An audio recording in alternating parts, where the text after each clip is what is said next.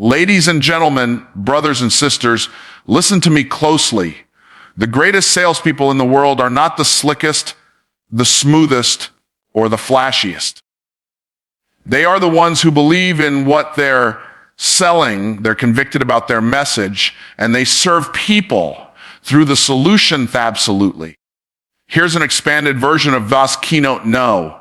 Believe in your value from Myron Golden's motivational speech, crafted in his bold, faith-driven, and transformative speaking style. This version flows naturally without ending sentences or conclusions as requested. You want to become the greatest salesperson. Then you've got to start at the foundation. And the foundation isn't your pitch. It's not your follow-up sequence. It's not your CRM software or your business card. The foundation is belief. You have to believe in your value with everything in you. You have to be sold before you can sell. See, the reason most people struggle in sales is because deep down, they don't fully believe.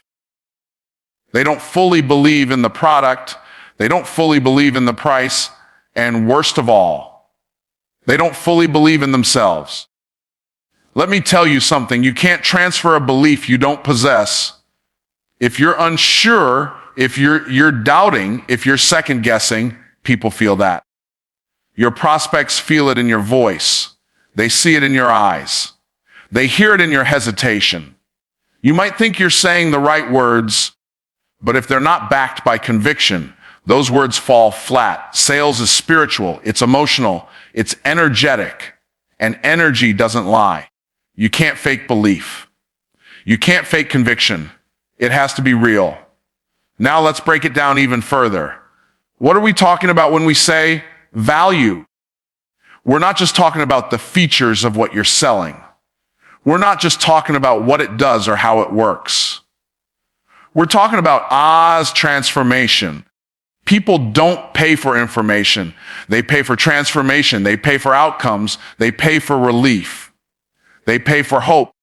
So if you don't believe that your product or service can change someone's life, why should they? If you don't see it as a gift, as a blessing, as something powerful and necessary, why should they give it their time or their money? I need you to understand that price is only an issue in the absence of value. If someone says, that's too expensive, what they're really saying is, I don't see how this is going to help me. And more often than not, that objection didn't start with them. It started with you. If you're walking into conversations hoping someone will buy, instead of knowing what you're offering is the best thing they could possibly invest in, then you've already lost the sale in your mind before you even open your mouth. The belief has to come before the conversation. It has to be embedded in you. And when it is, people won't just hear it, they'll feel it. This is where most entrepreneurs and salespeople miss it. They spend hours rehearsing scripts, but never spend 5 minutes building belief. Let me tell you, belief is the greatest close you will ever have.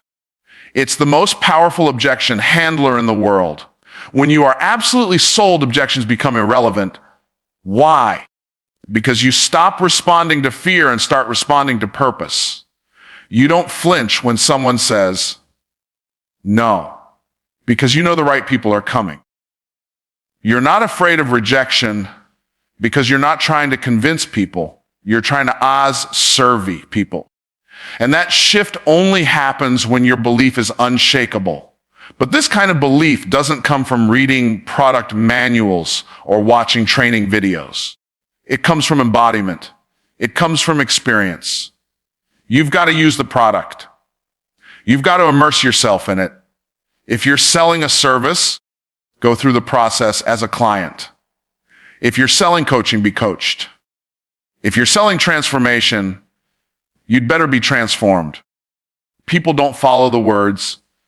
They follow the walk. They don't trust the pitch. They trust the person. And when your belief is aligned with your lifestyle, your words will carry weight. See, there's a reason why people like to buy from certain brands, from certain leaders, from certain voices. It's not always about the price or the product. It's about the Ars energy of belief behind the offer. The greatest salespeople are evangelists. They are messengers. They don't sound like sellers. They sound like truth tellers. Because to them, it's not just about commerce. It's about calling. And calling always communicates louder than commission. And I want to say this clearly. God didn't give you your idea, your offer, your business, your voice for you to sit there timid and uncertain. He gave it to you to be a steward of it, to carry it boldly, to go out and share it without shame or hesitation, to plant it like a seed, knowing that some will reject it, but many will be transformed by it. That's the difference between average salespeople and the greatest. The average are looking for acceptance. The greatest are looking for impact. And you don't need everyone to believe. Just enough people to change the world. Most people think selling is about persuasion, charisma, or having all the right answers. But the truth is, the greatest leverage in sales comes not from talking, but from listening, real listening, intentional listening. The kind of listening that puts your ego to the side and places the prospect at the center. See, we were raised in a culture that tells us to speak up, make our point, stand out, and be heard. But what they didn't tell us is that the people who truly win in business are the ones who know how to tune in. Because when you listen, you understand. When you understand, you connect. And when you connect, people buy. Not because you sold them, but because they trusted you. People aren't walking around waiting for the next great pitch. They're walking around waiting for someone to really get them. They're hoping someone will stop trying to push something on them and instead ask the right questions. They're carrying pain they haven't put into words yet. They're sitting on dreams they've never told anyone, and the only way you access those hidden truths is through listening. Not the passive kind, not the surface level nod your head kind. I'm talking about deep listening. Intentional listening, the kind of listening where you're not just hearing their words, you're hearing their emotions, their hesitation, their heart. When you're in a sales conversation, your job is not to sound smart. Your job is to uncover the truth. Your job is to locate the problem behind the problem. That doesn't happen by dumping information or walking through a slide deck. That happens by creating a space where someone feels safe enough to be honest. You do that by asking the right question and then shutting up long enough to hear the real answer. Most salespeople are so afraid of silence they jump in too early. But silence is not your enemy. Silence is where the truth lives. And if you can get comfortable in the silence, your prospect will start to open up. They'll start to share things they've never told another salesperson. And that's when you move from transactional to transformational. Sales is not about getting people to do something they don't want to do. It's about helping them do what they already want to do, but haven't had the courage, clarity, or confidence to act on. When you listen, you give them that clarity. When you listen, you give them that confidence. When you listen, they feel like they're not alone anymore. And people don't buy products. They buy people. They buy trust. They buy the feeling of being seen, heard, and understood. Here's what you've got to understand. Every prospect has a voice in their head. That voice is talking constantly. It's saying, will this work for me? Can I trust this person? Is this worth the investment? What if I fail again? And while you're talking, they're not listening to you. They're listening to that voice. The only way you can quiet that voice is to ask better questions and listen well enough to answer the questions they haven't spoken yet. That's the mark of a master. A master salesperson knows how to answer what hasn't been asked because they've listened beyond the words. And this is why listening is a discipline. It's not something you do occasionally. It's a way of operating. You've got to train yourself to resist the urge to prove, to teach, to convince. Those things have their place, but they don't come first. Listening comes first. Listening builds the bridge. Listening earns the right to speak. Listening earns permission to lead, because when someone feels heard, they open the door to their real needs. They stop giving you surface objections and start sharing the real ones. And when you address those, you're not just selling anymore, you're serving. Ask yourself this: when you go into a sales conversation, are you listening for cues, or are you listening for connection? Are you listening to respond, or are you listening to reveal? One creates noise, the other creates trust, and trust is the currency of high-ticket sales. Trust is the doorway to closing without pressure.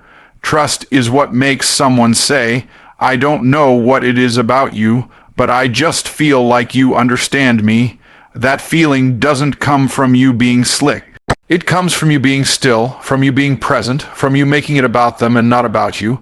Because when you can do that, you're not just selling, you're elevating, you're not just closing deals, you're changing lives. And that only happens when you develop the discipline to listen without needing to fix, to hear without needing to impress, and to sit in silence long enough for someone to finally speak their truth certainly. Here is a 700-word expansion of *** keynote no. 3. Speak to the vision, not the circumstance. *** in the voice and tone of Myron Golden. Written without any heading or closing statements. Most people in sales spend all their energy speaking to what is. They describe the product, they explain the features, they talk about the current problems the customer is facing. They focus entirely on the present circumstance. But the real power in sales comes when you stop talking about where someone is and start speaking to where they can go. You've got to learn to speak to vision, speak to destiny, speak to possibility. If all you ever talk about is their problem, you're just rehearsing their pain. You're repeating what they already know. What they need from you is a reason to believe things could be different. When people make buying decisions, they're not choosing based on where they are. They're choosing based on who they want to become. They're not investing in their pain. They're investing in their potential. And your job is to cast that vision so clearly, so powerfully, that they can see themselves already living in it. You're not just selling them a course, a coaching program, a product, or a service. You're selling them a version of themselves that's stronger, freer, more successful, more confident, more fulfilled. And if you can't speak to that version of them, if you can't draw that picture for them with words, then you'll never inspire them to move. People already know their circumstances. They already feel stuck. They already feel the pressure. What they need is someone to see beyond the mess and into the miracle, to speak beyond the failure and into the future. That's what leadership is. That's what sales at the highest level becomes. It becomes ministry. It becomes speaking life into dry places, speaking vision into people who have stopped dreaming, speaking faith into people who have been paralyzed by fear. This is why you can't approach sales as a transaction. You can't walk into a conversation thinking your only job is to present the offer. Your real job is to see what they can't see yet. Your real job is to call out what they've buried. Your real job is to remind them that the power to change is still within them. And your solution is the key that unlocks that next chapter. But you can't do that if you only focus on the current struggle. You have to learn to lift them out of the pit by showing them the mountain. When someone comes to you and they're dealing with debt, don't just talk about the strategy to fix their finances. Speak to the life they'll live once they're financially free. When someone comes to you overweight and unhealthy, don't just talk about losing the pounds. Speak to the energy, the confidence, the joy they'll feel when they walk into the room and love what they see in the mirror. When someone comes to you discouraged in business, don't just show them the marketing plans. Speak to the legacy they're building, the team they'll lead, the impact they'll have when they rise up. Words shape reality. Words paint futures, and your ability to speak vision is what sets you apart from everyone else who's still selling based on fear, urgency, and pain. You have to be fluent in the language of transformation. You have to train your tongue to declare the outcome before the client believes it's even possible. That's why you must be a visionary before you can be a great salesperson. You must believe in the better future so deeply that you can't help but speak it into existence for the people you serve. This requires emotional intelligence. It requires spiritual sensitivity. It requires discernment. You've got to listen deeply so that when you speak, you're not just repeating information. You're releasing inspiration. You're saying the thing they didn't know they needed to hear. You're reminding them of something they forgot. You're breathing life into a place that's been dormant. That's not selling. That's transformation. And when people feel that kind of energy, when they experience that kind of leadership, they don't need to be convinced. They ask how they can begin.